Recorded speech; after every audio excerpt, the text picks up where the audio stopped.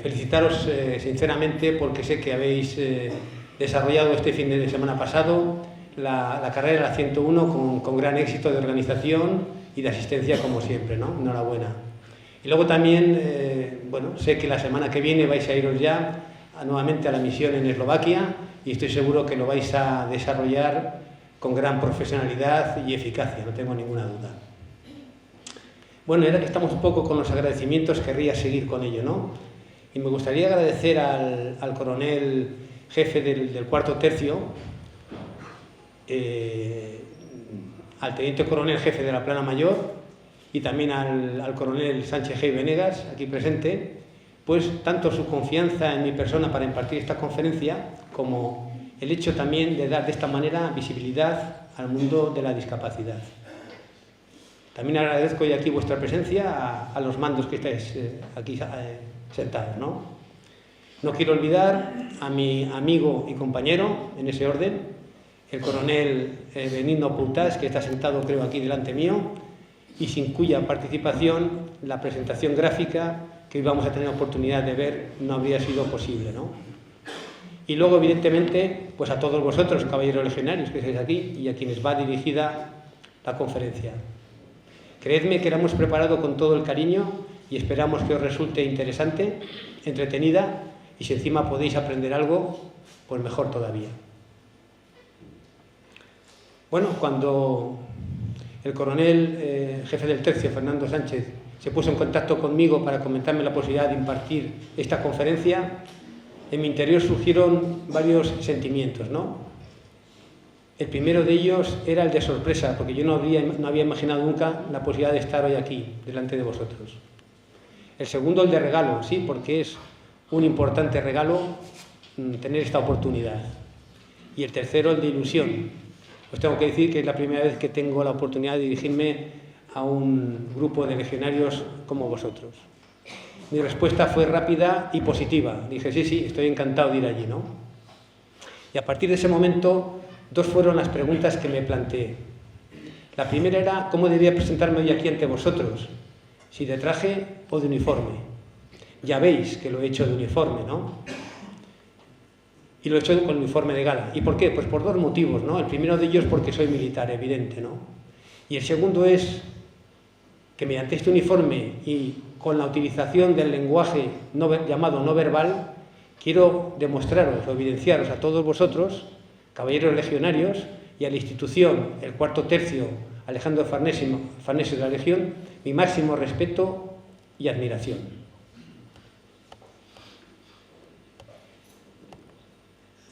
Bien. La segunda pregunta que me planteé fue cómo iba a desarrollar la conferencia. Decidí hacerlo de forma cronológica, en lo que era el transcurso de mi vida, parándome en aquellos episodios que considero podían tener una relación más directa con el fondo de la conferencia.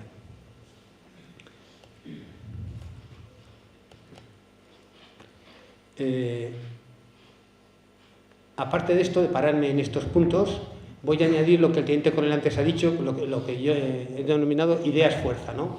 Las ideas-fuerza son como el néctar, la esencia de lo que hasta ese momento os he venido contando.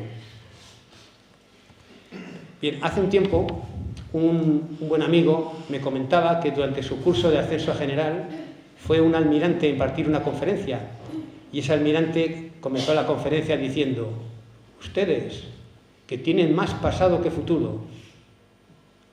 Yo hoy voy a utilizar esa frase, pero ligeramente modificada, para decir: vosotros, que tenéis mucho más futuro que pasado. Sí, es una frase mucho más optimista, sin lugar a dudas, pero al mismo tiempo también realista. Vosotros tenéis por delante toda vuestra vida, tanto la personal como la profesional. Y llegados a este punto, al de la vida profesional, vamos a entrar en lo que sería la primera idea fuerza, ¿no? Esa primera idea dice lo siguiente, que en esta vida con ilusión, trabajo y constancia alcanzaréis todos los objetivos que os propongáis. De vosotros depende. Bueno, pasemos un poco a mi persona. Yo nací en la histórica y castellana ciudad de Burgos, donde crecí y me fui formando. Allí estudié en el Colegio La Salle, donde, analizado ahora de forma retrospectiva, creo que recibí una exigente pero completa formación. Llegados a este punto, voy a abrir un pequeño paréntesis para comentar algo que creo que influyó bastante en mi vida, ¿no? En los largos veranos escolares, mis padres me dejaban con mis abuelos en un pequeño pueblo de la denominada Sierra de Pinares, una zona comprendida entre las provincias de Burgos y Soria. Allí crecí en contacto muy estrecho con la naturaleza, con los animales y con un sentimiento de libertad casi absoluto. Todo ello, sin lugar a dudas, conformó tanto mi forma de ser como la forma de enfrentarme a las diferentes situaciones en la vida. Bien, sigamos un poco con la información. Acabé el curso de educación universitaria, traducido al lenguaje de hoy día sería segundo de bachillerato. Aprobé la prueba de acceso a la universidad y de esta manera ya pude presentarme al examen de oposición para ingreso en la Academia General Militar. Tenía yo entonces 17 años. Comentaros, porque seguro que no lo sabéis, que en aquella época el examen de oposición se extendía a lo largo de todo un año. Empezaba en el mes de junio con la realización en Zaragoza de una serie de pruebas de tipo psicotécnico, técnico, físico y médico. Quienes superaban este paquete de pruebas durante el verano desarrollaban un exigente campamento militar, en mi caso fue en la localidad zamorana de Montelarreina. Quienes a su vez aprobaban este campamento, el año siguiente desarrollaban también un curso llamado curso selectivo. Esto era en Zaragoza, ¿no?, en el acuartelamiento de los Leones. Este curso era el primero de físicas, impartido por profesores de la Universidad de Zaragoza, con asignaturas tales como cálculo, álgebra, física o química, evidentemente también a las que había que añadir diferentes asignaturas militares. Trabajé duro, muy duro, y logré entrar en mi primer intento. Lo normal era tardar 2 o 3 años en conseguirlo. Una vez en la academia, creo que fui responsable y encontré tiempo tanto para estudiar como para disfrutar de la ciudad de Zaragoza. Estamos aquí ahora viendo una imagen, voy a hacer referencia a ella, en la que aparezco con el infante Don Juan. No sé si lo conoceréis, pero vamos, es el abuelo del actual rey de Felipe VI, ¿no? El hombre estaba allí en la silla de ruedas.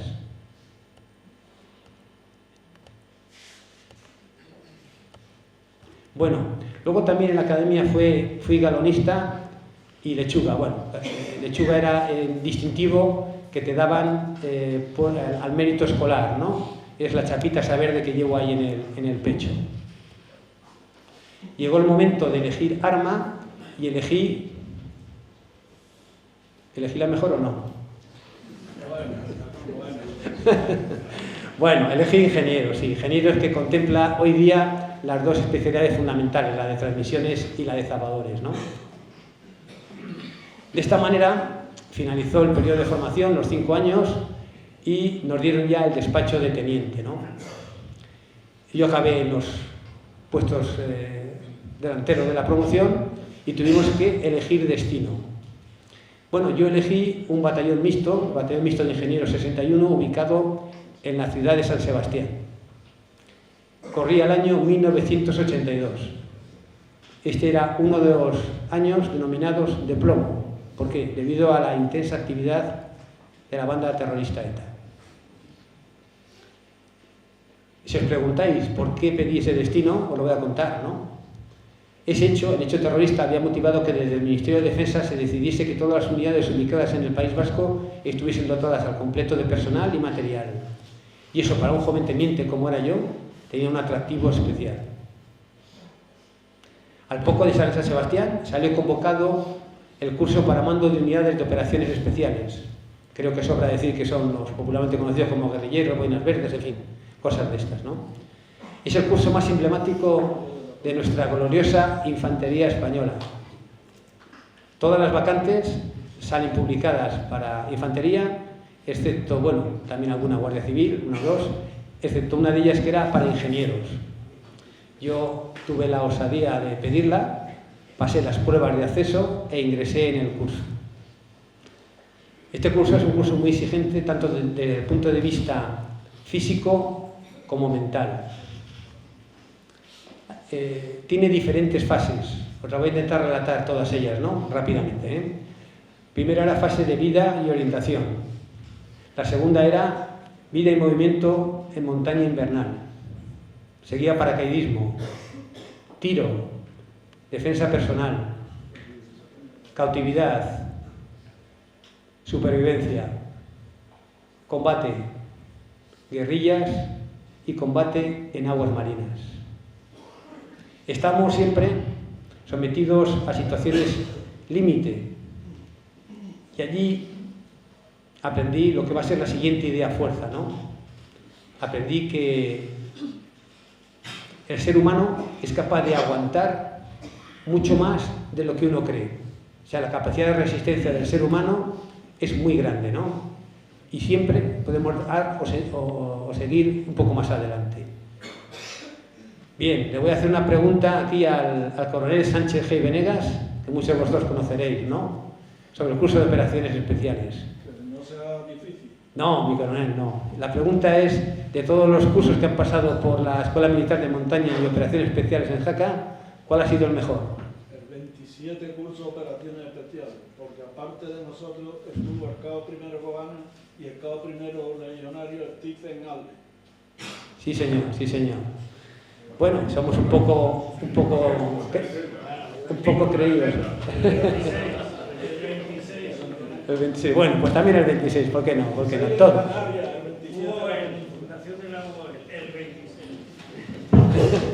Bueno. Vamos a ver ahora un vídeo en el que aparezco yo con dos caballeros legionarios. ¿El dueño?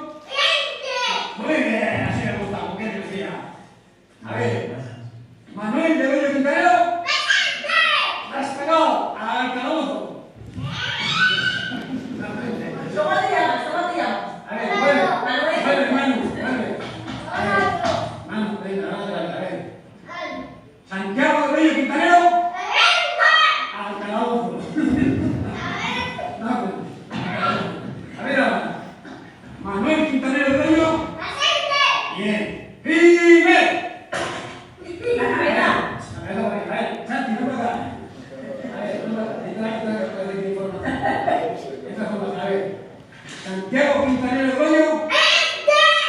¡Firme! Sube la cabeza, Santi. ¿Qué te sale? No se mueve nadie, ¿eh? No se mueve nadie. Ni aunque venga una mosca y te pique el culo, hay que moverse, ¿eh? No hay que moverse. No hay que moverse, ni reírse, de que se muevan pierde regalos.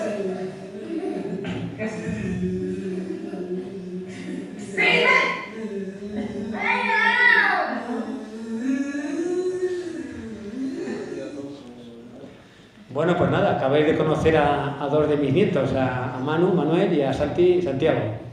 Ya se han hecho un poco más disciplinados, ¿eh? Bueno, de mi estancia allí en San Sebastián os podría contar muchas vivencias, pero me voy a centrar en dos de ellas, ¿no? En el año 1984 se produjeron en la provincia de Vizcaya unas importantes inundaciones, ¿no? Lo que hoy sería una dana, ¿no? Y bueno, yo intuyendo que podían solicitar nuestra ayuda, di instrucciones a mi compañía de transmisiones para que se equipase al máximo de equipamiento técnico y también logístico, ¿no? Para salir de maniobras. Acerté y el jefe del batallón nos envió allí a Bilbao para que nos incorporásemos al centro de crisis de resolución de la catástrofe, ¿no? Allí distribuí todos los elementos de transmisiones en las localidades afectadas con la instrucción de que hablasen con los alcaldes para que ellos les transmitiesen sus necesidades, y esas necesidades yo las transmitía al centro de crisis, y del centro de crisis se mandaban los medios necesarios para solucionarlas. Estuvo muy bien y la verdad es que al final hasta nos felicitaron por escrito. Un año después, el año 1985, se convocaron unas maniobras conjuntas hispano-norteamericanas denominadas Trabuco 85. Este era un ejercicio de patrullas de reconocimiento en profundidad que se lanzaban en paracaídas en la zona oeste de las Alpujarras y se iban desplazando hacia el este, hacia Almería, teniendo que realizar diferentes operaciones. Yo era el jefe de transmisiones. El ejercicio empezó con el salto paracaidista desde el entonces único avión a reacción del mundo desde el que se podía lanzar paracaidistas, ¿no? Era el C-141 norteamericano. Bueno, llegamos a la zona de salto, enganchamos, ¿no? Y nos colocamos allí frente a la puerta para saltar. La luz roja no cambió a verde. Un suboficial de la aeronave se acercó para decirle al jefe del ejercicio que había más nudos de lo necesario, que el viento soplaba fuerte y que no se podía efectuar el lanzamiento. Y el jefe del ejercicio le dijo que diese otra pasada. El piloto dio otra pasada y en esa segunda pasada ya la luz roja sí cambió a verde y nos lanzamos unos 30 o 40 paracaidistas. Luego ya el piloto nuevamente cortó el salto por el exceso de viento. Yo cuando llegué a tierra, claro, ya sabéis, lo primero que hay que hacer es recoger el paracaídas. Yo no pude hacerlo, la campana estaba hinchada y me fue arrastrando más de 80 metros hasta que finalmente se metió una especie de vaguada y allí tirando de las bandas inferiores ya logré deshincharla, ¿no? Varios de los paracaidistas sufrieron algún tipo de lesión, incluso alguno tuvo que ser evacuado al hospital. Al día siguiente, el jefe del ejercicio nos convocó a los mandos en una sala y bueno, él estaba sentado en una silla, era calvo, tenía la cabeza vendada, el brazo izquierdo en cabestrillo y la pierna en horizontal, también vendada, apoyada en una silla. Nosotros al ver aquella estampa no nos reímos, pero lo pensamos. Y lo que sí que creíamos era que iba a dar el ejercicio por suspendido o al menos aplazado, ¿no? Bueno, pues no fue así. Dijo que un pequeño incidente, entre comillas, como aquel, no podía ser un motivo para dejar el ejercicio y no demostrarles a los norteamericanos que éramos capaces de seguir adelante. Así lo hicimos. Nos desplazamos al bar de Sotomayor, Almería, Aviator, que bien conocéis, ¿no? Y allí establecimos el puesto de mando. Yo era el encargado de enlazar con todas las PRPs, conocer su posición, marcarla en un gran plano que teníamos allí en la sala de operaciones y luego transmitirles las instrucciones que el jefe de ejercicio me comentaba cada una de ellas. No fue fácil porque el enlace tampoco fue muy fácil. No obstante, logré salir vivo de aquello. Bien, de esta manera ya salió convocada una vacante en una unidad de nueva creación que era el Batallón de Guerra Electrónica Estratégica. Me dieron la vacante en la compañía, esta de nueva creación, en Algeciras. Y entonces de esta manera me desplacé de trabajar del norte, San Sebastián, al sur, Algeciras. Y allí ya empecé a trabajar con profesionales, dado que los operadores de los equipos eran suboficiales. Trabajamos muy intensamente, tanto en las bandas de HF como en las de VHF, siempre orientados hacia el sur. En aquella época también salió convocado el curso de transmisiones para oficiales de ingenieros, lo pedí. Durante un año cursé la fase de correspondencia, representé al examen, aprobé y durante un año en Hoyo de Manzanares realicé la fase presencial del curso. Bien, al acabar el curso se puso en contacto conmigo personal de recursos humanos del entonces CSIC, Centro Superior de Información de la Defensa, actualmente CNI, Centro Nacional de Inteligencia, para ofrecerme la posibilidad de trabajar con ellos. No lo dudé, dije que sí. Y tras pasar las pruebas iniciales y luego un curso, me integré en la parte operativa del CNI, donde pasé el resto de mi vida profesional, 20 años, trabajando muy intensamente, siempre en favor de los intereses de España. Nuestra unidad tenía un lema que va a ser la siguiente idea fuerza. Nuestro lema era el siguiente: si es difícil, está hecho. Si es imposible, se hará.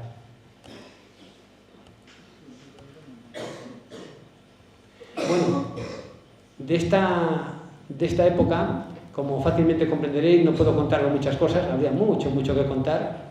Pero bueno, luego en la fase de preguntas, si alguien quiere intentarlo, ¿verdad? Valientes legionarios, pues podéis intentarlo. Os voy a contar una aventura. Bueno, una vivencia, ¿no? En el año 99 me desplacé. Bueno, primero os voy a contar un poco el marco general, aunque yo creo que lo sabéis, ¿no? Antes de la caída del muro, todavía con la Unión Soviética en marcha, pues había un país que se llamaba Yugoslavia, ahí en los Balcanes, ¿no? a raíz de la caída del muro, ese país se disgregó en unos cuantos, ¿no?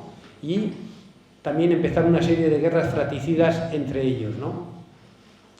Bueno, pues ahí dentro de ese marco, yo en el año 99 llegué a Bosnia-Herzegovina, concretamente a su capital, a Sarajevo, y allí me integré en la oficina del alto representante de la Comunidad Internacional para Bosnia-Herzegovina, que era la máxima autoridad política del país y que estaba representada por un español, por Carlos Westendorf.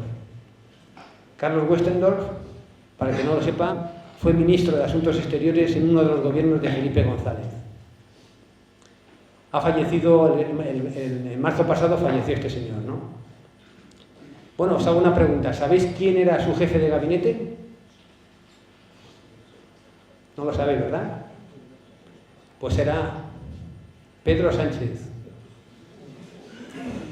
el actual presidente del gobierno, sí. Bueno, seguimos. Seguimos. Yo allí me integré, estaba integrado en la célula militar de la oficina del alto representante, ¿no? Yo allí disponía de un pase, una Yellow ID Card, que me permitía moverme por todo el país sin ningún tipo de restricción. De esta manera llegó a mi conocimiento la existencia de una carretera que unía la localidad croata costera Patrimonio de la Humanidad de Dubrovnik con una localidad en Bosnia-Herzegovina, en la llamada República Srpska, es decir, la parte serbia, agrícola y pobre, llamada Trebinje. Esa carretera, en la época de la guerra, los serbios la habían minado en la parte más montañosa para, en caso necesario de avance de las fuerzas croatas, volarla y de esa manera imposibilitar o dificultar enormemente el paso de las unidades blindadas y acorazadas croatas. Finalmente no fue necesaria esa voladura, pero la carretera quedó minada y cerrada al tráfico civil. Yo cuando vi aquella situación rápidamente pensé lo siguiente, dije, si abrimos esta carretera al tráfico civil, lograríamos que una parte del turismo de Dubrovnik se pudiese desplazar a Trebinje y que desde Trebinje se pudiesen vender productos agropecuarios a Dubrovnik. Eso, sin lugar a duda, aumentaría la relación entre ambas comunidades y ese era el objetivo fundamental de la presencia de las fuerzas internacionales en aquella zona. Se lo propuse al jefe, al alto representante, y me dijo, sí, Javier, adelante, hazte cargo de ello. Yo era entonces comandante, pero bueno, nunca me he cortado por nada, ¿no? Y entonces desde Sarajevo me puse en contacto con el general jefe de la Spabri, la brigada española que había en Mostar. Entonces estaba la brigada paracaidista allí, ¿no? Le comenté la opción, el general me dijo que sí, pero que antes tenía que consultarlo con su jefe de ingenieros para ver qué le decía. El jefe de ingenieros le dije que sí y yo le dije, mi general, pues todo tuyo. Lograron desactivar las 5 bombas de aviación, desespoletarlas, que era lo que constituía el minado de la carretera. Y de esta manera la carretera quedó abierta al tráfico civil. Bien, ahora que estamos en el extranjero, comentaros que a mí siempre me ha gustado mucho viajar y como habéis oído al teniente coronel Arenas, tanto por motivo laboral, profesional mío, como por mi hobby, pues he tenido oportunidad de viajar por muchos países a lo largo del mundo, ¿no? Y esto me va a dar pie a marcaros la siguiente idea a fuerza, ¿no? El viajar te permite conocer otros mundos, otras culturas, otras personas y eso te abre mucho la mente y te ayuda a entender cosas que de otra manera te sería mucho más difícil comprender. Esa es la siguiente idea fuerza. El viajar abre la mente y te ayuda a entender muchas cosas. Es un consejo, si podéis, viajad, que alcanzaréis este punto. Y dentro de los viajes os voy a contar ahora 2, así un poco más en plan mochilero que hice, ¿no? Los 2 fueron con el coronel Poutás, que está aquí debajo mío. El primero lo hicimos a Perú. Sí, allí estuvimos un mes y recorrimos Perú de norte a sur y de este a oeste. Estuvimos en Lima, en Callao, Puno, Nazca, Arequipa, Cuzco, estuvimos en Machu Picchu, Huayna Picchu, evidentemente. Luego fuimos a la parte noroeste del país, a la zona del Nevado Huascarán. Y luego desde Lima volamos a Iquitos, la selva peruana, y allí vimos el nacimiento del Amazonas. Dos grandes ríos confluyen, el Ucayali y el Marañón, y dan lugar al Amazonas. Ya en aquel punto tiene cerca de 1 kilómetro de anchura el río. Allí estuvimos, ¿verdad, mi coronel?, viviendo con una familia jíbara en medio de la selva, y fue una experiencia increíble, muy bonita, ¿no? Al año siguiente cambiamos de tercio, no de tercio del cuarto al tercero, no, de tercio, y nos fuimos, en este caso ya hacia el este. En este caso fue a India, Nepal. India es muy grande y evidentemente tuvimos que elegir, y nos movimos en la parte norte de la India. Y así estuvimos en ciudades tales como Calcuta, Agra, Benares, Jaipur, Delhi, y luego desde Delhi saltamos a Nepal, a su capital, a Katmandú. Y ya en Katmandú, allí nos metimos un poco en la cordillera para intentar, ilusos de nosotros, llegar al campamento base de subida al Everest. Evidentemente no lo conseguimos, pero la experiencia fue también gigantesca. Bien, luego también me ha gustado mucho la bicicleta, ¿no? Y he realizado grandes rutas en bicicleta cuando veía, ¿no? Muchas veces han estado relacionadas con el Camino de Santiago, ¿no? He realizado pues el camino francés desde Saint-Jean-Pied-de-Port, es decir, desde el otro lado de los Pirineos, el lado francés. Hay que subir los Pirineos y luego bajarlos, ¿no? Luego ya pues Pamplona, Logroño, Burgos, León, Galicia, es decir. El segundo recorrido que hice fue el de la Vía de la Plata, en este caso desde Sevilla, Extremadura de sur a norte, Zamora, luego Orense y Santiago, 1.300 kilómetros, ¿no? Dando pedales. Luego otro que hice fue el de la cornisa cantábrica, en este caso desde Irún, San Sebastián, Bilbao, Santander, Gijón, Ribadeo, Vegadeo, Santiago. Y fuera del Camino de Santiago también hice la llamada Ruta del Cid. En este caso fue desde Burgos a Valencia. Bien, y de esta manera llegamos al año 2003, al mes de diciembre, concretamente al día 11. Allí, en el transcurso de una operación antiterrorista, sufro un grave accidente, un vehículo me atropella y, digamos, sufro graves heridas. Permanezco inconsciente en la UCI durante un mes y luego, cuando recupero la conciencia, me trasladan al Hospital Central de la Defensa, al Gómez Ulla, en Madrid.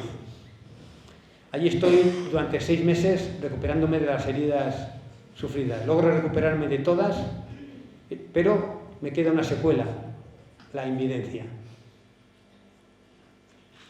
Durante el tiempo que estuve allí en mi habitación, pues pude reflexionar sobre lo que me venía encima, ¿no? ¿Qué iba a ocurrir conmigo? Mi vida iba a cambiar totalmente, eso lo tenía más claro que el agua, ¿no? Y sabía que por delante tenía 2 opciones, nada más, no había más.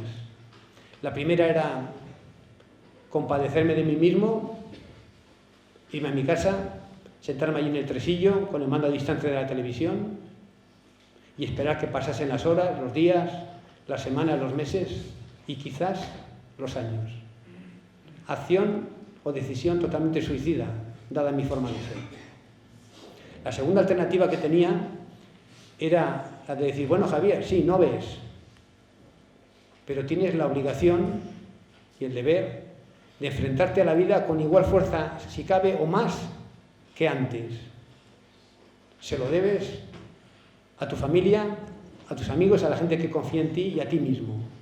No lo dudé y tomé esta segunda decisión, esta segunda alternativa. Posiblemente gracias a eso estoy hoy aquí con vosotros. Voy a aprovechar para lanzaros la siguiente idea fuerza, ¿no? La siguiente idea fuerza más o menos diría lo siguiente, ¿no? Que todos nosotros tenemos que ser conscientes de nuestras capacidades, posibilidades, ¿no? Para luego movernos o actuar en función de ellas. Tenemos que movernos dentro de ese marco de actuación. Si lo conseguimos, digamos, nuestra vida será mucho más fluida. En caso contrario, iremos un poco como a tropezones. Bien, durante el tiempo que estuve allí ingresado en el hospital, os voy a contar dos vivencias, ¿no? La primera es que un día estaba yo allí en la habitación, bueno, perdón, antes os tengo que decir, ya lo sabéis, pero bueno, por si acaso, que en un hospital están los enfermeros o las enfermeras, que son titulares, que han conseguido la plaza en el hospital, puesto de trabajo, y luego también hay enfermeras o enfermeros que están en prácticas, ¿no? Dentro de su formación están en el hospital en prácticas. Bueno, pues un día entraron en mi habitación dos enfermeras de estas, de las que estaban en prácticas, y me dijeron que venían a despedirse porque ya las iban a cambiar de planta, iban a ir a otra planta diferente, ¿no? Aquello me llegó al corazón. Y les dije, digo, un momento, por favor, quería comentaros un tema. Les dije, digo, no tengo ninguna duda que vais a superar sin ningún problema todas las disciplinas de orden técnico que tengáis que aprobar, sin lugar a dudas. Digo, pero me gustaría que supieseis una cosa, que para los pacientes, los enfermos, tan importante como el cuidado médico, las medicinas, es el trato cercano, humano y personal de las, eso, valga la redundancia, de las personas que tienen más cerca. Y esas sois vosotras, las enfermeras, los enfermeros. Se emocionaron. Bueno, yo estaba allí en el hospital, no veía, pero no estaba atontado. Yo sabía perfectamente que mi promoción a finales de febrero del año siguiente, del año 2004, tenía en Zaragoza, conmemoraba la rejura, el 25 aniversario de la jura de bandera, ¿no?, de la academia. Y yo quería ir, sí, quería ir. Entonces, se lo dije a mi médico. Y mi médico me dijo, dice, no, Javier, tú estás aquí convaleciente, no puedes ir, ¿no? Bueno, a renglón seguido, se lo dije al jefe de planta. Y el jefe de planta se solidarizó con su médico, me dijo que no podía ir, ¿no? ¿Me rendí? ¿Es una pregunta? No, claro que no, nunca. Nunca. Y entonces, al día siguiente le dije a mi padre que me llevase a ver al general director del hospital, ¿no? Me llevó, llegué allí, le expliqué la situación y él lo entendió. Le dije que tenía fuerzas suficientes para ir y que no había ningún problema. Me autorizó. De esa manera me desplacé a la academia, llegué allí, entré a la academia a su parte izquierda, en los campos de deportes, allí estaba mi promoción, me recibieron con un aplauso, fue muy grato, y luego entramos a la formación al patio de la general, ¿no? Yo allí me situé en la parte de atrás de la formación, entonces no lo he dicho, pero ya lo estaréis viendo ahí, yo iba en silla de ruedas y con una sonda nasogástrica, es decir, un tubo metido por la nariz para alimentarme, ¿no? Bueno, llegó el momento en el que ya todos y cada uno de nosotros teníamos que de forma individual ir acercándonos a la bandera para renovar nuestro juramento a la misma. Llegó el momento en el que me tocó a mí. Un compañero mío iba empujando la silla y otro iba a mi izquierda.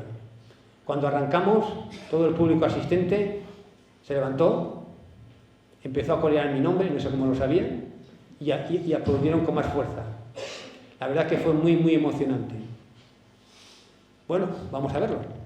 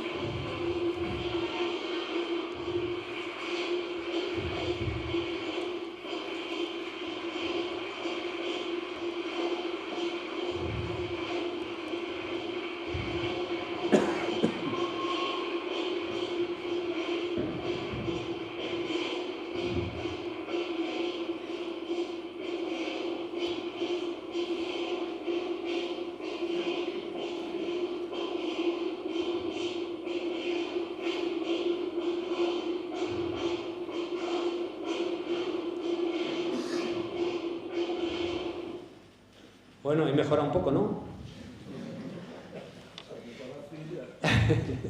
Llegados a este punto, quiero también aprovechar para rendir un sentido homenaje a mi familia, porque han sido un elemento clave en mi recuperación. Sin su apoyo, pues esta recuperación habría sido mucho más difícil y a saber hasta qué punto habría llegado, ¿no? Bueno, pues cuando ya pasó todo este lío, tuve que seguir, ¿no? Y lo primero que hice fue afiliarme a la ONCE, a la Organización Nacional de Ciegos Españoles. Allí lo primero que hacen cuando llegas es darte un curso, bueno, sí, un curso en el cual tocas diferentes disciplinas, ¿no? Para ayudarte en esos primeros momentos, ¿no? Yo trabajé en disciplinas tales como movilidad, que es el manejo del bastón, los medios de transporte público, metro, autobuses, en casa, en fin, movilidad. Luego también trabajé, ¿verdad? El teniente coronel Arena se ha atascado un poco ahí al decirle esa palabra griega, tiflotecnología. Sí, es el manejo del ordenador mediante un software específico, con un interface audio, que es el que estoy utilizando ahora, por ejemplo, que te permite saber dónde estás y lo que estás haciendo, pero no te dice lo que tienes que hacer, claro, eso tienes que saberlo tú. Y luego también otra disciplina que toqué fue el código de electroescritura Braille, ¿no? Que es ese código de puntitos que veréis alguna persona invidente pues, que va leyendo a través de ellos, ¿no? Bueno, aparte de esto, todo ello, esto también me permitió contactar con gente que estaba en mi misma situación, es decir, gente que no veía nada, invidentes, o gente con deficiencia visual, ¿no? Esto, sin lugar a dudas, ayudó un poco a aumentar mi moral, ¿no? Y de esta manera os introduzco la siguiente idea fuerza, ¿no? Yo, que había sido un trabajador compulsivo, me di cuenta de que más allá del trabajo también había vida, y mucha vida. No lo olvidéis, tenéis que encontrar ese equilibrio entre la vida personal y el trabajo. Hay que trabajar, sí, pero también hay que cuidar a la familia.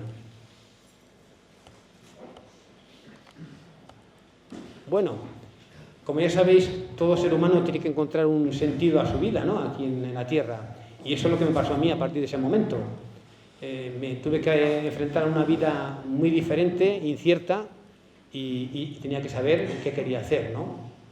De esta manera, en un momento determinado llegó a mi conocimiento la existencia de una fundación, la FEMAD, Fundación Española de Montañismo y Deporte Adaptado, digamos que promovía o incentivaba la integración de las personas con discapacidad, básicamente visual, mediante la práctica del deporte y concretamente del deporte de montaña. Me enganché con ellos y de esta manera pasé a formar parte de sus dos programas fundamentales. El primero era la ascensión a las montañas más elevadas de cada provincia y comunidad autónoma española, y el segundo era la participación en expediciones para subir a las montañas más elevadas de los 5 continentes. Todo ello con la barra direccional, de la que luego hablaremos un poco. De esta manera tuve oportunidad de subir las montañas más emblemáticas de la geografía española, tales como el Teide, el Mulhacén, el Aneto, el Monte Perdido, entre otros muchos, ¿no? Y luego en expediciones, participé en expediciones que me llevaron a Australia, a subir el Kosciuszko, 2.200 metros, la montaña más alta australiana. El Toubkal, en la zona del Atlas, en Marruecos, 4.200 metros. Luego también me desplacé a Hawái, a subir el Mauna Kea, 4.200 metros. Mauna Kea, traducido del hawaiano, montaña blanca, sí, en Hawái también iba, esa montaña. Luego también tuve oportunidad de subir el mítico Monte Olimpo, en Grecia, ¿no? Y finalmente os resalto, pues, el pico más alto africano, la montaña más alta africana, que es el Kilimanjaro, 6.000 metros de altura. Ese ha sido el momento en el que con los pies en el suelo más cerca he estado del cielo.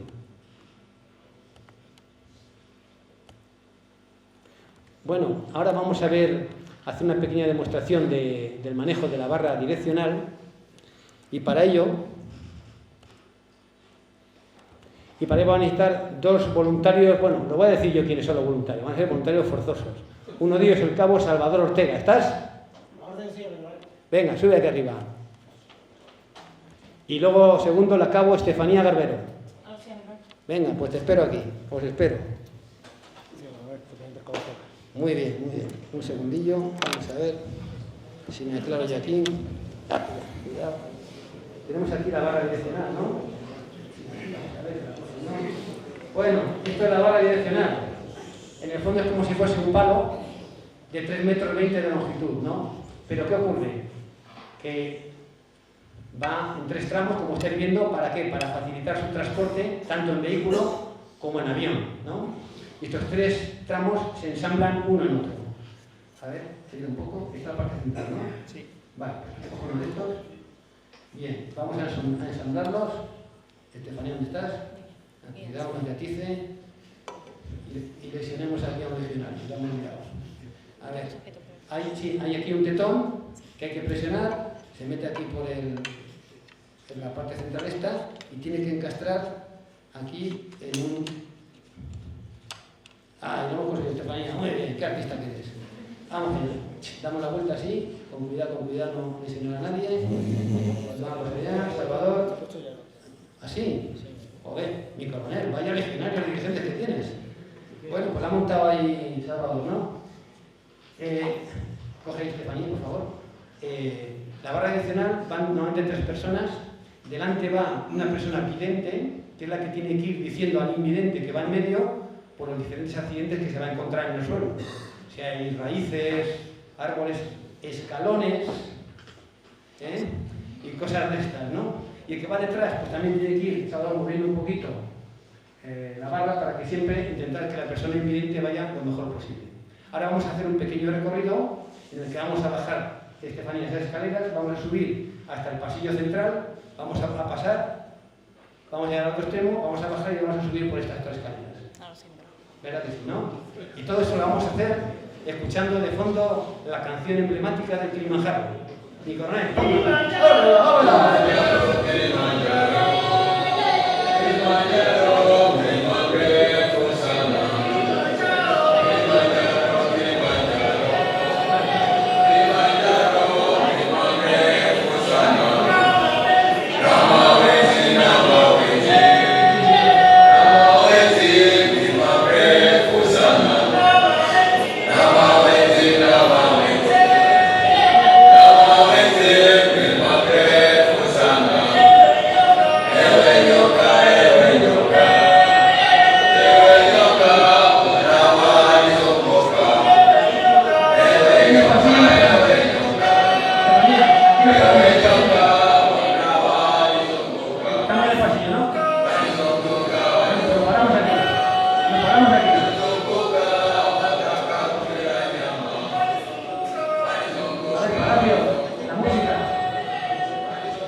Bueno, pues aquí hemos encontrado un control de la Guardia Civil, Estefanía.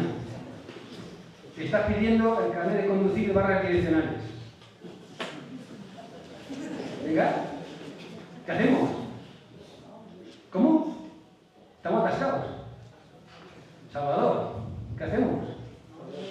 No tenemos, pues dicen que van a movilizar la barra. Pero bueno, vayan disciplinados. Bueno, pues nada, ¿qué les decimos entonces? Que estamos de conferencia en el cuarto tercio, ¿que sí?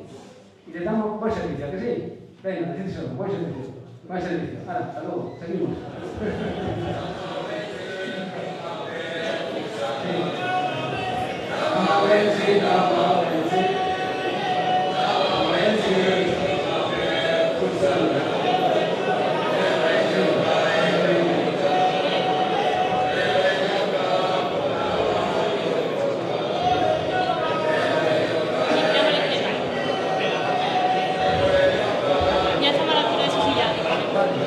Vamos a dejar la barra y que se seguimos.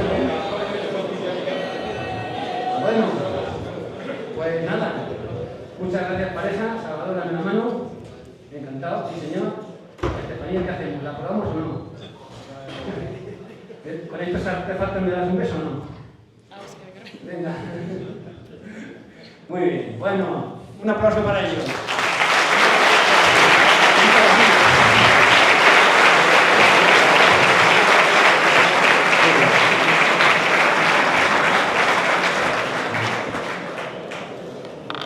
Bueno. A ver, que cojamos tal el ritmo.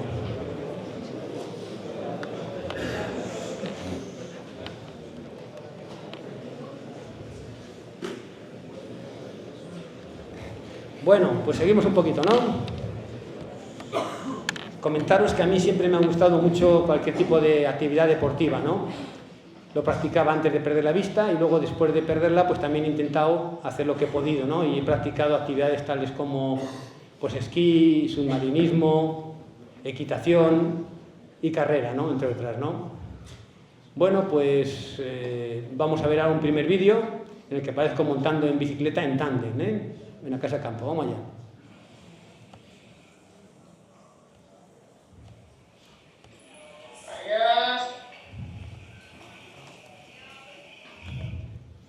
Bueno, cortito pero suficiente, ¿no?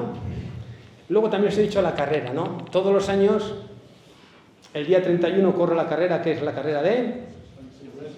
Muy bien, mi coronel, joder, tú lo sabes, Veteranía.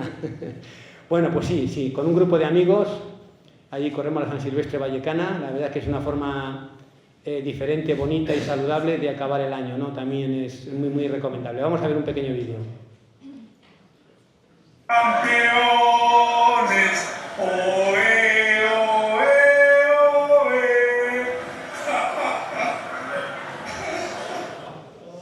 Bueno, ha gritado un poquito, pero bueno, no pasa nada. Ahora os hago una pregunta, a ver, esta es una pregunta muy profunda, ¿no? A ver, ¿vosotros creéis que una persona invidente como yo puede conducir un vehículo? A ver, murmullo, eso no significa nada, ¿sí o no? No, hay más nos que sí, o sí que nos. Bueno, os veo indefinidos. El sentido común os diría que no, pero conmigo el sentido común no vale. Y entonces es que sí, ¿no? Hace unas fechas tuve oportunidad allí en Madrid de ir al RACE y allí en compañía de un piloto de pruebas, conducir un vehículo, ¿no? Este piloto no llevaba ni volante ni pedales, ¿no? Todo eso lo llevaba yo y él me iba, digamos, guiando a mí con un código numérico tipo reloj, que era y 5 y 10 en punto, menos 5, menos 15 en punto, recta, ¡yum! Y apretaba el acelerador a tope, ¿no? Vamos a verlo.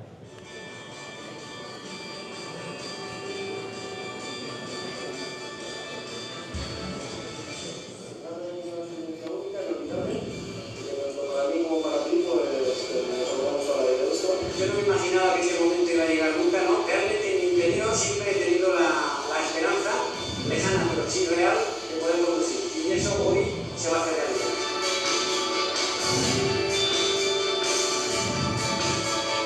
No me lo puedo creer. 12 años después y otra vez aquí en el asiento del piloto conduciendo un vehículo. Increíble.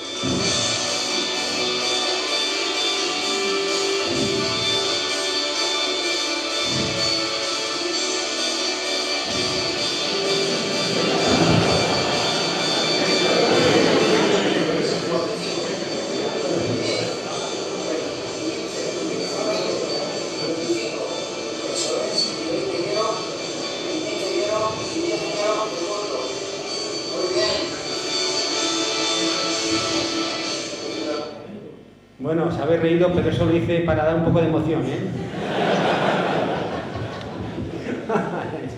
Bueno, no me salí.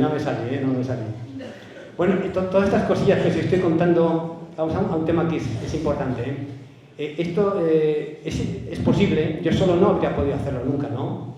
Pero con la ayuda de personas generosas, desinteresadas, altruistas, pues sí que se puede hacer, ¿no? Y esto me va a dar lugar para introducir la siguiente idea fuerza, que probablemente ya la sepáis, ¿no? Pero voy a incidir en ella porque es muy importante, repito. Y es que el trabajo en equipo siempre te permitirá llegar mucho más lejos que un trabajo individual. Hay que romper esa posición personalista y egoísta y trabajar en equipo. Vosotros, por vuestro trabajo, tenéis que hacerlo así. Una persona sola llega antes. El equipo llega mucho más lejos. Bueno, ahora pasamos a la vertiente cinematográfica, que también la tengo. A ver, todos conocéis al director, ¿no? A Pedro Almodóvar. Vale, bueno. Pues hace unos años él dirigió una película titulada Los abrazos rotos. A lo mejor alguno la habéis visto, ¿no? Más o menos el guión discurre en el sentido de que hay un afamado director de cine que sufre un accidente. A raíz de ese accidente pierde la vista, ¿no? Y a partir de ahí se desarrolla una serie de acontecimientos. Bien, Almodóvar buscó como actor principal a Lluís Omar, ¿no? Es un actor bastante conocido en el aspecto teatral y luego también en el cinematográfico, ¿no? Y Almodóvar quería que Lluís estuviese durante un tiempo conviviendo con una persona invidente para que se fuese centrando un poco en las formas y comportamientos de las personas invidentes. Allí se convocó en la ONCE una especie de casting a la que asistimos 5 personas para ver quién era el que iba a estar con el actor, ¿no? Pregunto, ¿a quién eligió Almodóvar? Exactamente, me elegí a mí, ¿no? Entonces allí estuvimos Lluís Omar y yo 6 meses, él se introdujo en mi vida, mis amistades, comidas, actividades y bueno, pues la verdad es que estuvo bastante curioso y aún hoy en día pues mantenemos la amistad. Bueno, y luego también la ONCE convoca o organiza actividades para sus afiliados, ¿no? A las cuales, claro, cada uno en función de sus intereses o gustos, pues se apunta o no se apunta. Yo concretamente llevo ya un tiempo realizando actividades tales como baile, yoga o pilates, ¿no? Vamos a ver un vídeo en el que aparezco bailando algo.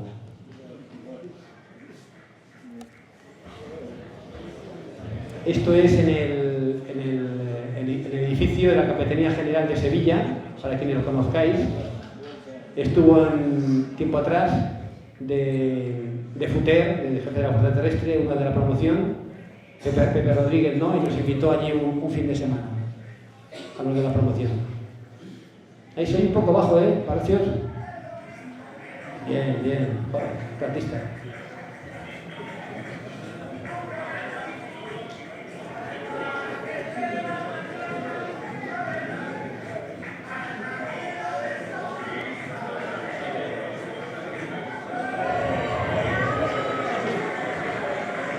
Bueno, uno de Burgos bailando sevillanas. Bueno, y ahora vamos a subir un poco el ritmo. Venga, mi coronel, dale. Bueno, no rompas más mi pobre corazón, pues yo te dan.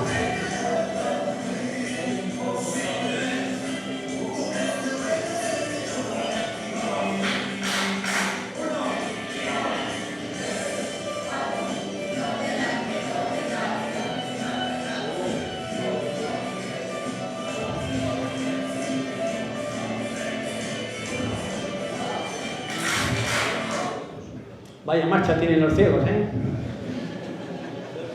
Bueno, otra pregunta, que esta es fácil, ¿eh? A ver, ¿vosotros creéis que las personas invidentes pueden leer libros? Sí. Bueno, no hay mucha tal, pero bueno, algunas sí que no, ¿no? Pues sí, claro que sí. La ONCE tiene un departamento, se llama el Servicio Bibliográfico de la ONCE, que lo que hace es, los libros que se publican, muchos de ellos, no todos, pues someterlos a un proceso de edición en el cual lectores profesionales lo leen y se da de alta en una biblioteca digital. Tenemos más de 75.000 volúmenes. Luego los afiliados podemos bajar esos volúmenes y leerlos, son audiolibros, ¿no? Y hablando de este campo, yo concretamente coordino un club de lectura de personas invidentes.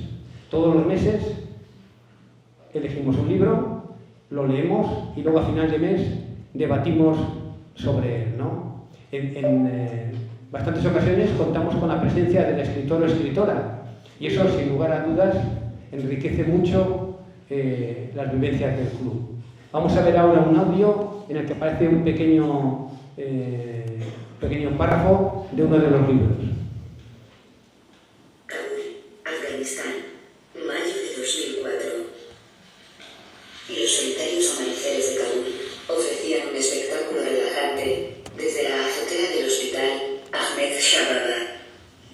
El sol asomaba impasible cada mañana detrás de las altas cumbres de intenso color ocre situadas alrededor de la ciudad.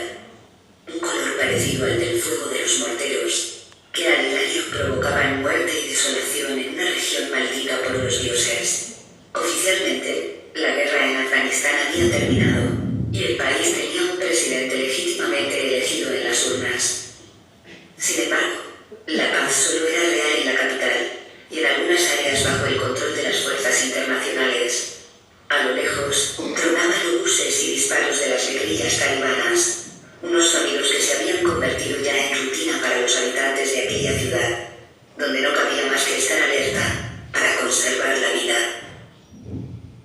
Bueno, el resto del libro tenéis que leerlo vosotros, ¿eh?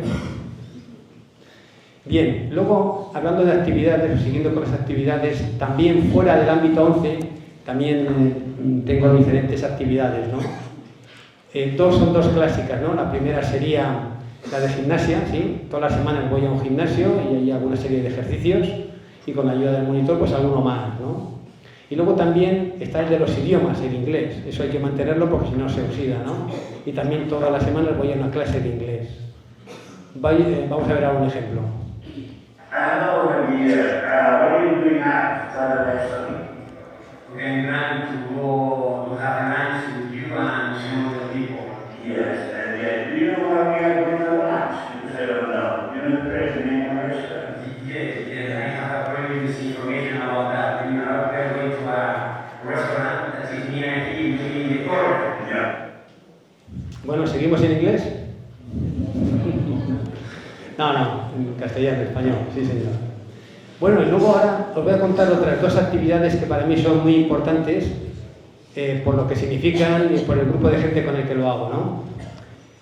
La primera de ellas la llamamos nosotros sendebate. Es una palabra nueva que no conocéis y es la unión de dos palabras, senderismo y debate. Sí, un grupo de amigos nos juntamos todos los meses y hacemos una caminata de unos 15 kilómetros y vamos hablando, debatiendo sobre diferentes temas de actualidad, pues social, política, económica, deportiva, religioso, en fin, lo que se tercie, ¿no? Luego, cuando llega la hora de la comida, paramos y vamos a un restaurante allí de la zona, comemos y si encima el lugar presenta alguna otra actividad de tipo cultural, pues también aprovechamos. Pasamos una jornada muy interesante. Vamos a ver ahora un pequeño vídeo. Él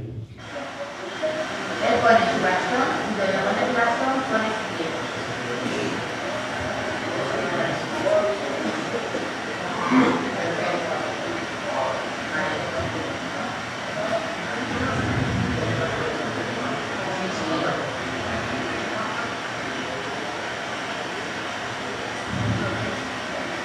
Bueno, aquí podéis apostar si me caigo o no me caigo al río.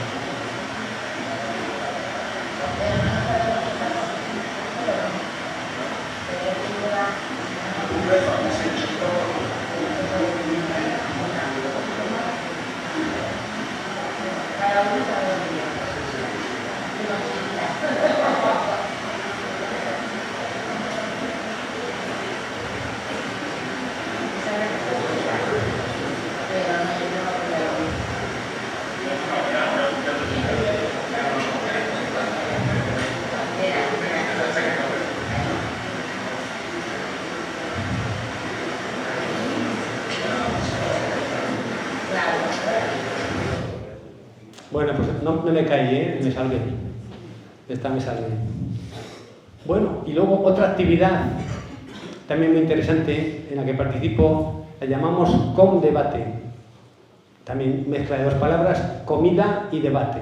En este caso la parte, vamos a llamar física o deportiva, la hemos quitado y ahí nos juntamos en torno a una mesa, al mismo tiempo vamos hablando sobre los temas anteriores, ¿no? Formamos ya un grupo bastante homogéneo. Bueno, en ese grupo hay desde generales de ejército, tenientes generales, generales de división, de brigada, coroneles y gente del estamento civil, magistrados, notarios, farmacéuticos.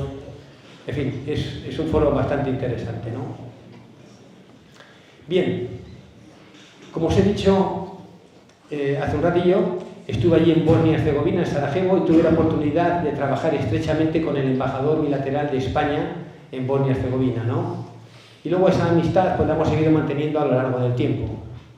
Y un día en una comida va y me dice, Javier, me haría mucha ilusión el poder reunirme a comer con los mandos militares que en mis años de estancia allí pues fueron rotando, ¿no? por esta, entre comillas, operación de paz, ¿no? Y bueno, pues me lo adjudicó a mí.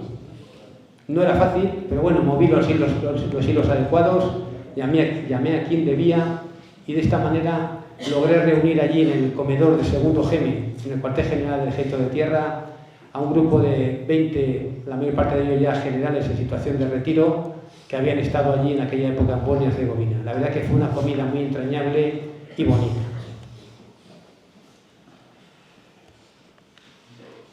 Bueno, vamos a otra aventura que os concierne muy directamente.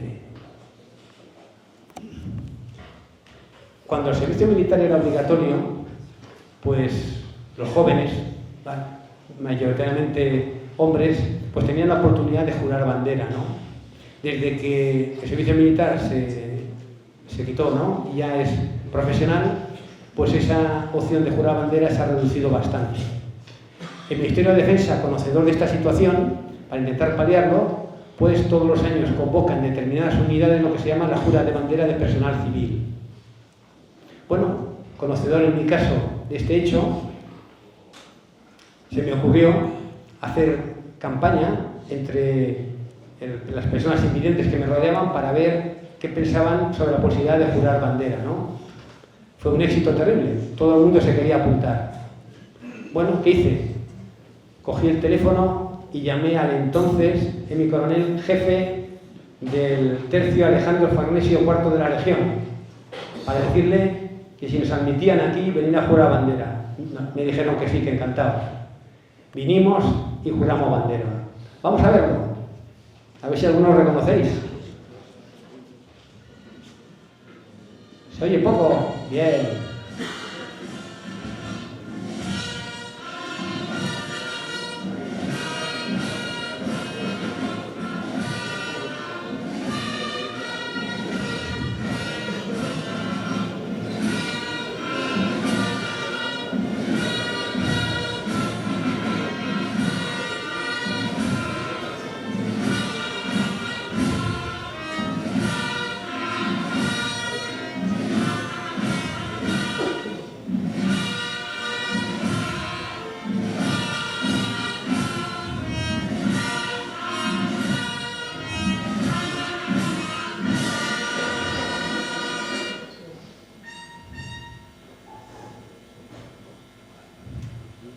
Bueno, ¿qué tal? ¿Algunos habéis reconocido por ahí?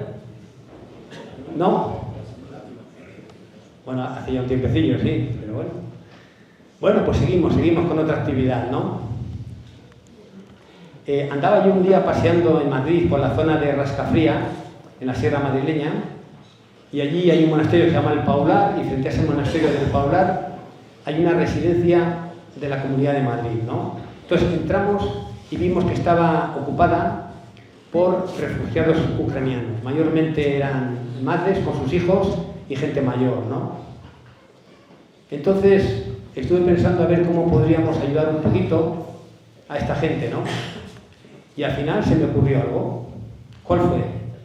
Pues un sábado por la tarde llevar allí a un grupo de gente pertenecientes a una asociación cultural y musical de personas invidentes llamada Alma Libre, para que, mediante una gala musical entretuviese o mantuviese allí distraídos a los refugiados ucranianos. La verdad es que fuimos allí, fue muy emocionante, terminamos cantando el himno ucraniano y era muy grato ver cómo al final las señoras se te acercaban totalmente, emocionadas para darte las gracias. Vamos a verlo.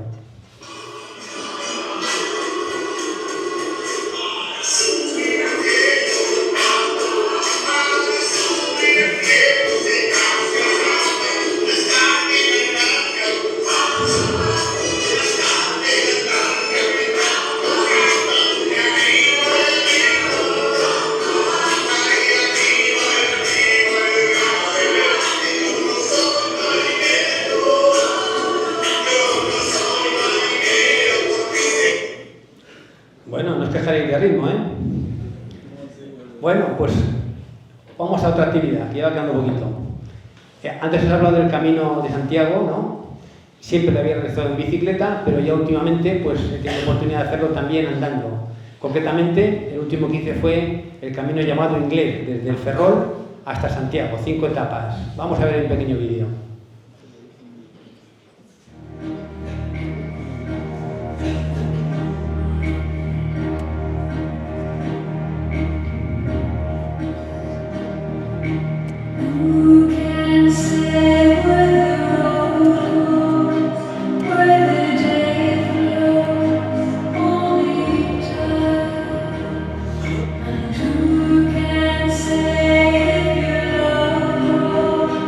As your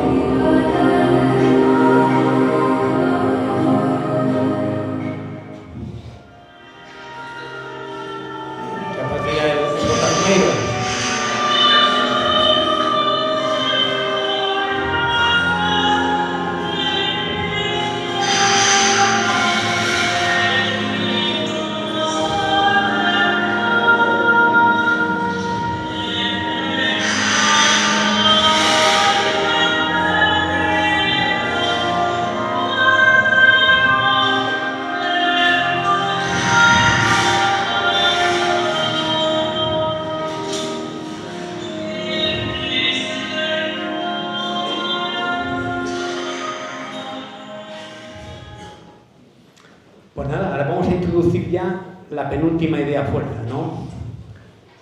Y esta idea dice lo siguiente, ¿no? De que en esta vida todo es perecedero, casi todo. Pero si tenemos que luchar por algo, ese algo tiene que ser nuestra familia y los amigos. Os aseguro que eso es lo único que quedará cuando el resto pase. Como habéis visto, hemos ido pasando revista un poco a toda una vida, ¿no? Seguro que os han surgido muchas dudas, preguntas, inquietudes, ¿no? Que ahora vamos a tener, cuando pasemos al turno de preguntas, por la posibilidad de que las solucionéis, ¿no? Y voy a acabar ya con la última idea fuerza, que es más de tipo filosófico. ¿En qué sentido? En el sentido de que en esta vida, pues la finalidad del ser humano, lo que pretendemos la mayoría, es ser felices, ¿no? Estar en paz y ser felices, es un poco el objetivo clave de la vida. Muchas veces buscamos ese objetivo de una manera un tanto retorcida. Creemos que el poder, el dinero, el sexo, eso nos puede solucionar el tema, ¿no? Llegar a alcanzar esa felicidad. Y nos damos cuenta que no, que es mentira, que todo eso es efímero también. Bueno, pues si queréis acercaros un poco de mi experiencia de vida, yo os digo que la mejor manera de lograr ese estado de felicidad y satisfacción personal es uno, y es la generosidad. Cuanto más generosos y más nos entreguemos a los demás, más felices seremos. Finalizo con una frase de la Madre Teresa de Calcuta, que decía: el que no vive para servir, no sirve para vivir. Muchas gracias.